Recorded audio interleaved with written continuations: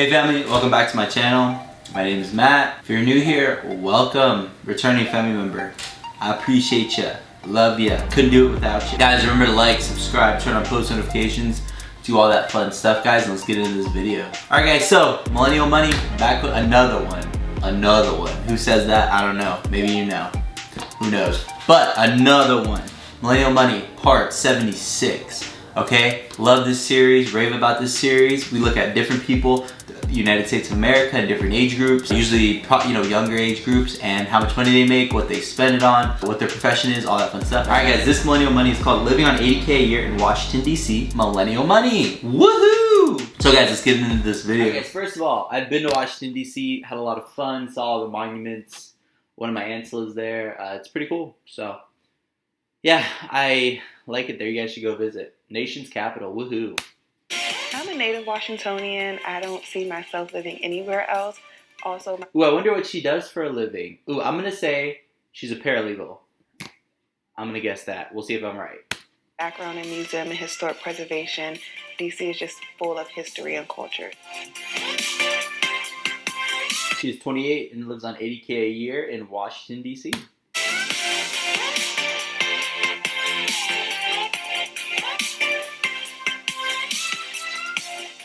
I'm Angel Thompson. I'm 28 years old. I live in Washington, D.C., and I make $80,000 a year. I help lead the Foundation's effort to enable the National Park Service to digitally preserve Project Manager, National Park Foundation. That's pretty cool. The African American history, culture, and community stories to share throughout our national parks. My day-to-day varies. I could be traveling throughout the national parks across the United States, or I could be at work managing projects on different African American sites. Alright guys, let's go back for a sec. There's nothing on her computer screen. I just wanted to point that out. She's typing away and there's nothing there. And she's looking away. Maybe there's something over here, but I just noticed that and I thought it was kind of funny. Well, that's super cool. She manages all the national parks into project manager. That's cool.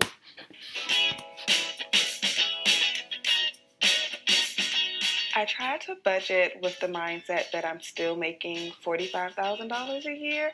I do spend a lot of money and time eating out. I know it would be extremely beneficial for me to cook. Okay, let's go over her budget. Debt repayment, $1,839. Ooh, what do we got going on there? Savings, $1,280. This needs to be put on this. This and this need to be added together to get this gone. And then you'll have, what, $3,000 a month to invest? Jeez. Housing, $886, super cheap. Self-care, $640. Wowzers, what are we doing there? Food, $550. That sounds reasonable. $333 for insurance. Miscellaneous, $309. That's high.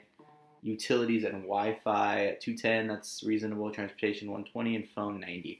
Guys, this is $1,000 between insurance, self-care. This is another almost $2,000. This is, oh my gosh, she could do so. She needs to put this on this, stop this, and put it all towards this. And then once she's done with this, she'd have like $4,000 a month free in her budget. Oh my gosh. My goodness. $4,000 free in her freaking budget, right? So now, $4,000 free, and then I'd invest it and a little bit, maybe invest $3,000 a month or whatever. But yeah, that's a lot. She got $4,000 a month coming out for savings, debt repayment, miscellaneous, and self-care. That's too much. Home, but sometimes I just prefer to grab a quick bite to eat.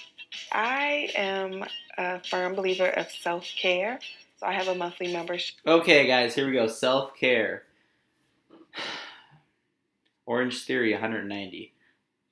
Something Cycle, $120. Nails, Red Door, what's that? Hair, $100. Okay. At the Red Door, I am a member of 2 gyms. I'm a member of Orange Theory Fitness and Election Cycle. Orange Theory, I have the unlimited membership, and at Election Cycle, I do about 3 classes a week.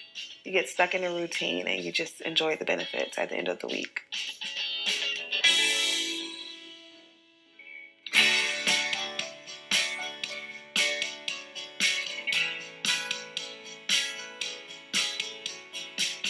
I purchased my home because I knew DC would be a permanent home for me.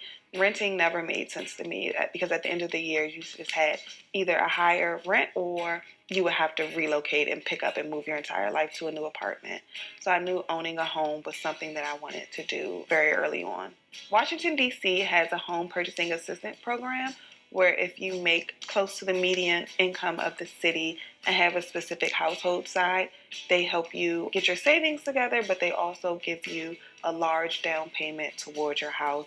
And because of my household of one and I was making close to the median income, they were able to give me $64,000 to put down towards my home. There's no interest on the loan, and I don't have to pay the loan back if I remain in the home for 15 years. So that's interesting. So the city of Washington, D.C. gave her money for a down payment. If she's in the home for 15 years, she doesn't have to pay it back. Okay, that's interesting. My house, because of the program, was only $250,000, and I was also able to put down about $13,000 of my personal savings, which resulted in me having a mortgage of only $175,000. I had an amazing deal, so I feel like I really lucked out with this house.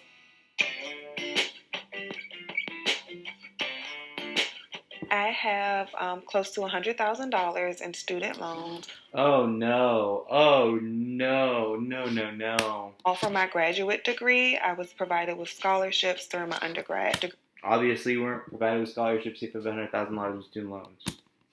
So I don't have any loans from that. Because the National Park Foundation is a nonprofit organization, I qualify for the Federal Public Service Loan Forgiveness Program. If I make the appropriate payments every month for the next 10 years, they forgive my loans, and I am 3 years into the Public Service Loan Forgiveness Program.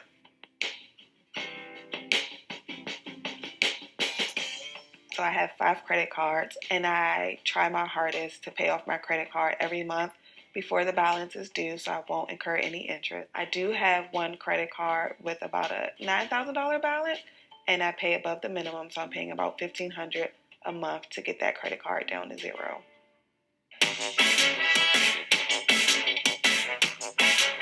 I've been with my boyfriend for close to 7 years now. Dating budget, now that we're in it for I guess what you consider the long run, has been kind of like, if he buys the movie tickets, I will buy the popcorn.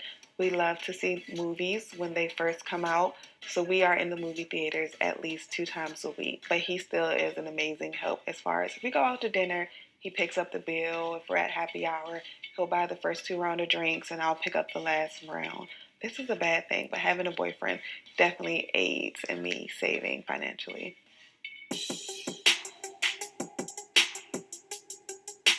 I've been hosting book club close to 2 years now. Ladies Love Literature.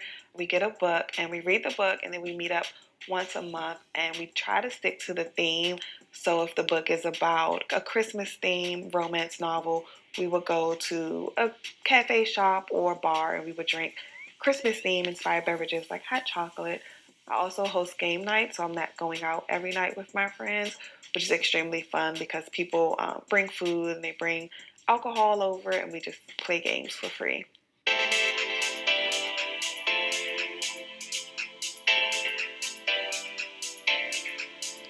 Why does she only have $1,000 in savings? I thought she was saving more than that a month in her budget.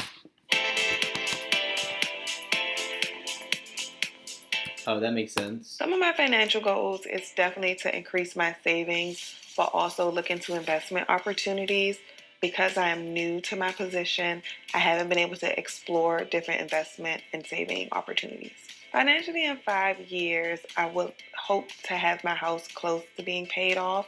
I'm doubling up on my mortgage payments monthly so I can decrease the principal balance and pay off my interest as quickly as possible. I know everybody can't save, or everybody doesn't have the opportunity to save as much money as I'm able to save, but just the idea of saving whatever you have and sticking to that saving will get you a long way.